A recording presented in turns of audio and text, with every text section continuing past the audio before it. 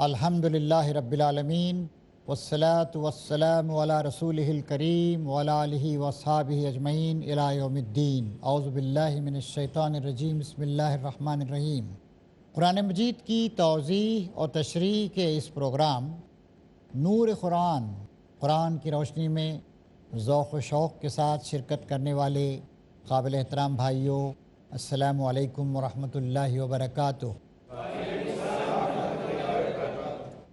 قرآن مجید کی چوتھی صورت سورہ النساء کا مطالعہ جاری ہے۔ مدینے میں ایک فیکٹر یہ بھی ابھرا تھا کہ کچھ لوگ مصلحتاً مسلمان ہو گئے تھے اور ان کے دلوں میں ایمان کی حقیقت پورے طور سے اتری نہیں تھی۔ یہ لوگ امت مسلمہ کے لیے نہایت خطرناک تھے، یہ گویا آستین کے سانپ تھے۔ فرمایا جا رہا ہے، اے لوگو جو ایمان لائے ہو، مومنوں کو چھوڑ کر کافروں کو اپنا رفیق نہ بناؤ۔ یہ منافقوں کا رویہ تھا۔ کیا تم چاہتے ہو کہ اللہ کو اپنے خلاف صریح حجت دے دو، صریح دلیل دے دو؟ یقین جانو کہ منافق جہنم کے سب سے نیچے طبقے میں جائیں گے۔ نفاق کا رویہ نہایت ناپسندیدہ، نہایت قابل مذمت، اور تم کسی کو ان کا مددگار نہ پاؤ گے۔ البتہ جو ان میں سے تائب ہو جائیں اور اپنے طرز عمل کی اصلاح کر لیں اور اللہ کا دامن تھام لیں اور اپنے دین کو اللہ کے لیے خالص کر دیں، ایسے لوگ مومنوں کے ساتھ ہیں اور اللہ مومنوں کو ضرور اجر عظیم عطا فرمائے گا۔ اگر ہمارے سماج میں کچھ لوگ غلط کار ہوں، غلط خیالات رکھنے والے ہوں، ظاہر ہے کہ ہمارے سماج کے افراد ہیں، فوراً کسی کو کاٹ کے پھینک دینا تو آسان، لیکن ان کی اصلاح کرنا بتدریج، انہیں تھوڑا رعایت دینا، یہ ایک عقل مندی کا اور دانش مندی کا رویہ ہوتا ہے۔ تو جو پکے منافق تھے ان کے بارے میں کہہ دیا گیا، یہاں بتایا جا رہا ہے کہ وہ جہنم کے سب سے نچلے طبقے میں ہوں گے، اور پھر ان کو ایک راستہ دکھایا گیا۔ کیا کہا گیا؟ البتہ جو ان میں سے تائب ہو جائیں گے، منافقین کے بارے میں طے ہے کہ جہنم کے سب سے نچلے طبقے میں جائیں گے، اور یہاں بھی بہت دن تک ان کو برداشت نہیں کیا جائے گا، کیونکہ اسلامی سوسائٹی کو اندر سے خراب کر دیں گے آ کر۔ وہ اسلامی سوسائٹی پروان نہیں چڑھ سکے گی۔ اس وقت تک ہی برداشت کیا جائے گا جب تک برداشت کرنا مناسب ہے۔ اس لیے کہا جا رہا ہے، دیکھو تمہارے لیے ایک راستہ کھلا ہے، توبہ کر لو، لوٹ آؤ، چھوڑ دو غلط رویہ، مفاد پرستی کو چھوڑ دو، دنیا پرستی کو چھوڑ دو، خدا پرستی کو اختیار کرو، آخرت پسندی کو اختیار کرو، ترجیح ہے آخرت کا رویہ اپناؤ۔ سوچو، غور و فکر کرو، کہاں رکاوٹ ہے، کہاں ٹھوکر کھا رہے ہو، کیوں، کیا بات سمجھ میں نہیں آئی، پوچھو، جانو۔ قرآن شریف کی پائے در پہ اترنے والی آیات کا مطالعہ کرو، تمہاری دل کی گرہیں کھلیں گی، تمہارا راستہ روشن ہوگا، تمہیں ہمت آئے گی، تمہیں خدا پہ بھروسہ آئے گا۔ دیکھو اچھے اہل ایمان مزید جو تمہارے ساتھ ہیں، سچے صحابہ کرام، وہ کیسے ہیں۔ یہ سب کچھ کرو، توبہ کر سکتے ہو، لوٹ کر آ سکتے ہو، اور اپنے طرز عمل کی اصلاح کر لیں۔ مثلاً کہیں اور رہ رہے ہیں، بلایا گیا مدینہ، مدینہ آ جائیں، پیسہ مانگا جائے پیسہ دیں، جنگ کے لیے بلایا جائے جنگ کریں، اور اللہ کا دامن تھام لیں، اللہ کا دامن تھام لیں۔ واعتصموا باللہ، بہت بڑی بات، اللہ تعالیٰ کا دامن جو آدمی تھام لے گا، ظاہر ہے کبھی ناکام و نامراد نہیں ہوگا۔ جو اللہ سے دعا کرتا ہے ناکام و نامراد نہیں ہوتا ہے۔ جو اللہ سے توفیق طلب کرتا ہے، اللہ تعالیٰ توفیق اس کو دے گا، اللہ نہیں دے گا اور کون دے گا؟ یہ آیت ہمارے سامنے آ چکی ہے، وَمَن يَغْفِرُ الذُّنُوبَ إِلَّا اللَّهُ، اللہ کے علاوہ کون ہے جو گناہوں کو معاف کر سکتا ہو؟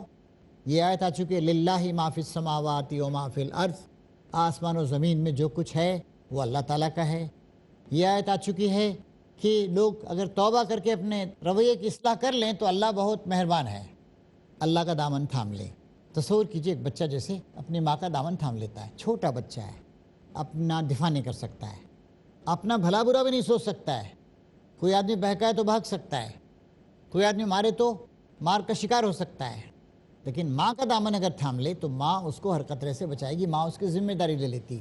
تو اللہ کا دامن تھام لیں تو اللہ ہماری ذمہ داری لے لے گا۔ وَمَن يَتَوَكَّلْ عَلَى اللَّهِ فَهُوَ حَسْبُهُ، جو اللہ پہ بھروسہ کرے اللہ اس کے لیے کافی ہے۔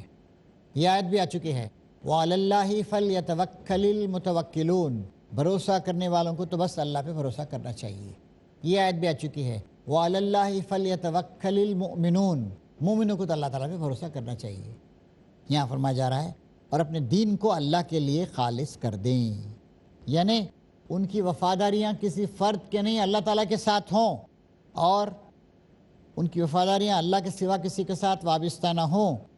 ساری دلچسپیوں، محبتوں اور عقیدتوں کو اللہ کے آگے نظر کر دیں، کسی چیز کے ساتھ بھی دل کا ایسا لگاؤ باقی نہ رہے کہ اللہ کی رضا کے لیے اسے قربان نہ کیا جا سکتا ہو۔ الذین آمنوا اشد حبا للہ، آیت گزر چکی۔ ایمان لانے والے لوگ اللہ تعالیٰ کی محبت میں سب سے زیادہ مضبوط اور سخت ہوتے ہیں، اور توحید کا تقاضا یہ ہے کہ چاہے ساری دنیا ناراض ہو جائے لیکن اللہ ناراض نہ ہو۔ اور پوری زندگی ایک شخص نے اس طرح زندگی گزاری، اخلاص کے ساتھ، وفاداری کے ساتھ، خدا کے ساتھ وابستگی کے ساتھ، اور ساری دنیا اس سے غصہ ہو گئی، اللہ کہے یہ بندہ دو عالم سے خفا میرے لیے ہے۔ ایک اور شعر اکبر الہ آبادی کا ہے، فخر تو ہم کو بھی ناز ہے اکبر، سوا خدا کے سب ان کا ہے اور خدا میرا۔ ظاہر ہے ہمارا تعلق اللہ کے رسول سے ہوگا، ماں باپ سے ہوگا، مومنین سے ہوگا، اچھے لوگوں سے ہوگا، لیکن اگر کوئی خدا سے ہٹانا چاہتا ہے تو اس سے ہمارا کوئی تعلق نہیں رہے گا، اور ہماری کیفیت یہ ہوگی کہ ان صلاتی و نسکی و محیایا و مماتی للہ رب العالمین، میری نماز، میری قربانی اور میرے ساری عبادتیں، میرا جینا، میرا مرنا اللہ رب العالمین کے لیے۔ تو جو لوگ نفاق کا شکار تھے، ان میں بھی کئی درجے کے لوگ تھے، ان سے بھی کہا جا رہا ہے آؤ توبہ کرو، اصلاح کر لو، اللہ کا دامن تھام لو، اپنے دین کو اللہ تعالیٰ کے لیے خالص کر لو۔ ایسے لوگ مومنوں کے ساتھ ہیں، اور اللہ مومنوں کو ضرور اجر عظیم عطا فرمائے گا۔ آخر اللہ کو کیا پڑی ہے کہ تمہیں خامخواہ سزا دے اگر تم شکر گزار بندے بنے رہو۔ شکر کے کیا معنی؟ شکر کے معنی، پہلی بات شکر کے معنی یہ ہے کہ آدمی اعتراف کرے اللہ تعالیٰ کا، اللہ تعالیٰ کی مہربانی، اللہ تعالیٰ کی نعمتوں کا اعتراف کرے۔ شکر کا دوسری بات یہ ہے کہ جو بھی آدمی کو بھلائی نصیب ہو اس کو اللہ تعالیٰ کی طرف منسوب کرے، اللہ تعالیٰ کی طرف سے مجھے ملا ہے، اور آدمی اپنے عمل سے اس بات کا ثبوت دے کہ میں خدا کو مان رہا ہوں، خدا کا شکریہ ادا کر رہا ہوں۔ ایک آدمی نے آپ سے شکریہ شکریہ کہا لیکن آپ کا کوئی کام نہیں کر رہا ہے، ایسے آدمی اللہ تعالیٰ شکریہ شکریہ کر رہا ہے لیکن غلط کام کر رہا ہے۔ آدمی شکر کا نام لے کر غلط کام بھی تو کر سکتا ہے۔ شکر آدمی کے رخ کو درست کر دیتا ہے، خدا ہی نے نعمت عطا فرمائی ہے، اور خدا ہی کی وفاداری پر آدمی کو جما دیتا ہے۔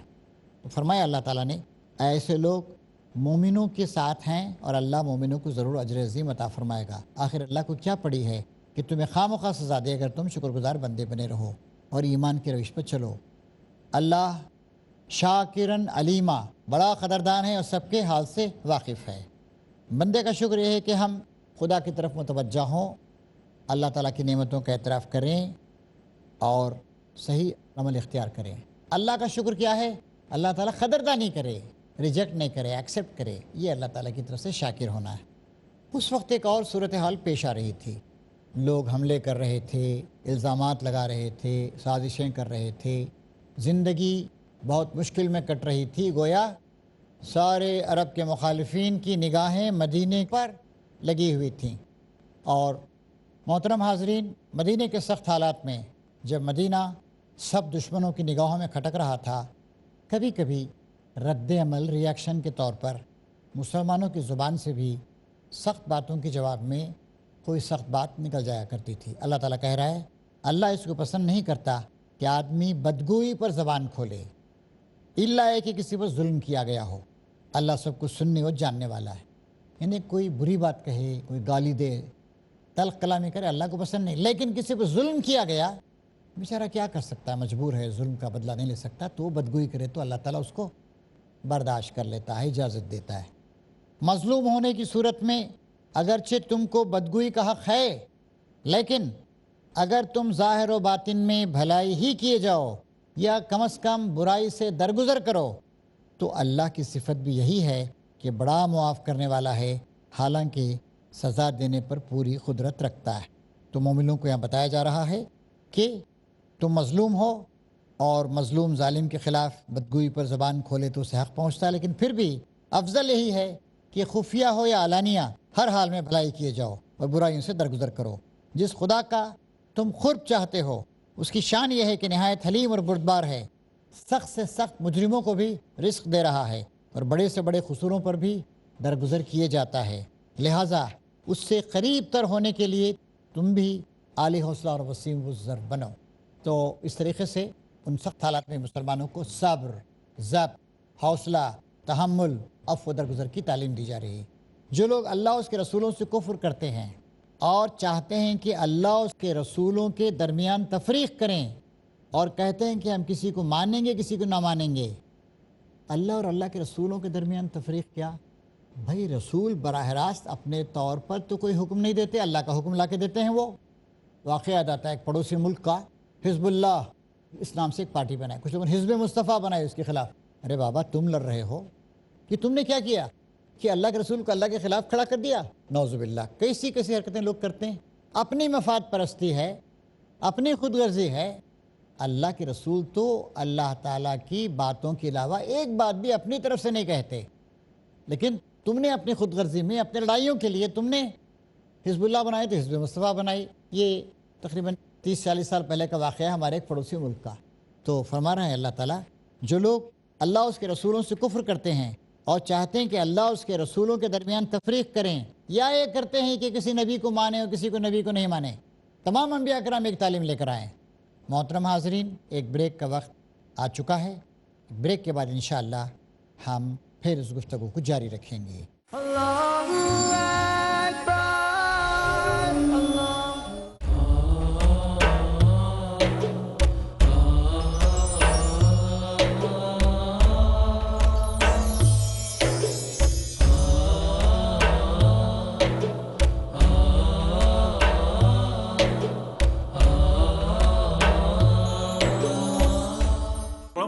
صبر و استقامت کا مہینہ، ہمدردی و غم گساری کا مہینہ، گناہوں کی بخشش کا مہینہ، جہنم سے نجات کا مہینہ، ماہ رمضان۔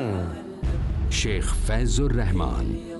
ماہ رمضان کی خصوصیات پر دیکھنا نہ بھولیں ہمارا پروگرام تحفہ رمضان۔ ماہ رمضان کا فیضان، تحفہ رمضان، منگل 7 جون سے روزانہ رات 7:30 بجے اور دوبارہ صبح 9:30 بجے انڈیا میں پیس ٹی وی اردو پر۔ میرج اور divorce, Islamic ruling? Nikah to give divorce, solution or problem, Joint family system. heaven or hell, Big fat Indians have become the norm. you choose. Beauty, wealth, family status, virtue. Decide what you want. Decide your choice. Be sad or be happy. It's your choice. Join Dr. Zakir Naik in Better Half or Bitter Half. کل رات 8 بجے اور دوبارہ صبح 10 بجے India میں پیس T V Urdu پر۔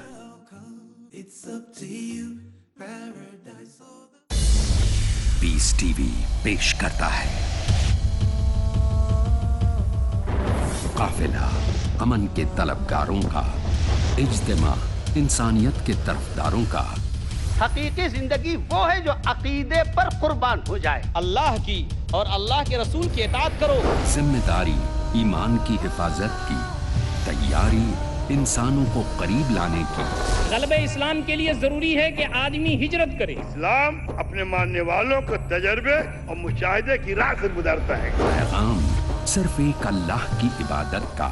اللہ کی عبادت کرو، تمہارا اللہ کے سوا کوئی معبود نہیں۔ انجانے بد سے بچنے کا یہی ایک واحد طریقہ ہے۔ ہم اللہ کے لیے ہیں اور اللہ ہی کی طرف لوٹ کر جانے والے ہیں۔ حکم اللہ کا چلے گا، حاکم اللہ ہے۔ یہ ماننے والا کبھی کسی کا محتاج نہیں رہے گا۔ مقصد عام ہو بھائی چارے کا چلن۔ ہم تو آئے ہیں اللہ کے بندوں کو اللہ سے جوڑنے کے لیے۔ ہم اپنے مقصد کے لیے جدوجہد کرتے رہیں گے۔ دین اسلام کو دنیا میں ہم غالب کر دیں گے۔ ہر مسلمان کا فرض ہے وہ اسلام کے امن کا پیغام دوسروں تک پہنچائے۔ تحریک امن، اگلا پروگرام پیس ٹی وی اردو پر۔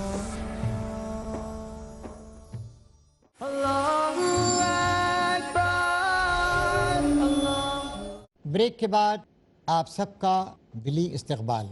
آئیے آگے بڑھتے ہیں۔ آیت نمبر 150۔ جو لوگ اللہ اور اس کے رسولوں سے کفر کرتے ہیں اور چاہتے ہیں کہ اللہ اور اس کے رسولوں کے درمیان تفریق کریں اور کہتے ہیں کہ ہم کسی کو مانیں گے کسی کو نہ مانیں گے۔ اللہ اور اللہ کے رسولوں کے درمیان تفریق کیا؟ بھائی رسول براہ راست اپنے طور پر تو کوئی حکم نہیں دیتے، اللہ کا حکم لا کے دیتے ہیں۔ وہ واقعہ یاد آتا ہے ایک پڑوسی ملک کا، حزب اللہ اسلام سے ایک پارٹی بنائے، کچھ لوگوں نے حزب مصطفیٰ بنائے اس کے خلاف۔ ارے بابا تم لڑ رہے ہو کہ تم نے کیا کیا کہ اللہ کے رسول کو اللہ کے خلاف کھڑا کر دیا؟ نعوذ باللہ، کیسی کیسی حرکتیں لوگ کرتے ہیں۔ اپنی مفاد پرستی ہے، اپنی خود غرضی ہے۔ اللہ کے رسول تو اللہ تعالیٰ کی باتوں کے علاوہ ایک بات بھی اپنی طرف سے نہیں کہتے، لیکن تم نے اپنی خود غرضی میں اپنے لڑائیوں کے لیے تم نے حزب اللہ بنائے تو حزب مصطفیٰ بنائی۔ یہ تقریباً 30-40 سال پہلے کا واقعہ ہے ہمارے ایک پڑوسی ملک کا۔ تو فرما رہے ہیں اللہ تعالیٰ، جو لوگ اللہ اس کے رسولوں سے کفر کرتے ہیں اور چاہتے ہیں کہ اللہ اس کے رسولوں کے درمیان تفریق کریں، یا یہ کرتے ہیں کہ کسی نبی کو مانیں اور کسی کو نبی کو نہیں مانیں، تمام انبیاء کرام ایک تعلیم لے کر آئیں۔ عیسیٰ علیہ السلام کی تعلیم کے موسیٰ علیہ السلام کی تعلیم کے خلاف ہونے کا سوال ہی نہیں ہے۔ محمد صلی اللہ علیہ وسلم کی تعلیم دیگر انبیاء کرام کی تعلیم سے مختلف نہیں ہے۔ سارے انبیاء کرام ایک ہی تعلیم لے کر آئے ہیں۔ ہمیں کہا گیا کہو لا نفرق بین احد منہم، ہم ان کے درمیان کوئی تفریق نہیں کرتے، سب کو مانتے ہیں، سب کو تسلیم کرتے ہیں، اور کفر و ایمان کے بیچ میں ایک راہ نکالنے کا ارادہ رکھتے ہیں، وہ سب پکے کافر ہیں۔ یہ کافرانہ حرکتیں، اور ایسے کافروں کے لیے ہم نے وہ سزا مہیا کر رکھی ہے جو انہیں ذلیل و خوار کر دینے والی، بخلاف اس کے جو لوگ اللہ اس کے تمام رسولوں کو مانیں اور ان کے درمیان تفریق نہ کریں، اور ان کو ہم ضرور ان کے اجر عطا کریں گے، اور اللہ بڑا درگزر فرمانے والا اور رحم کرنے والا ہے۔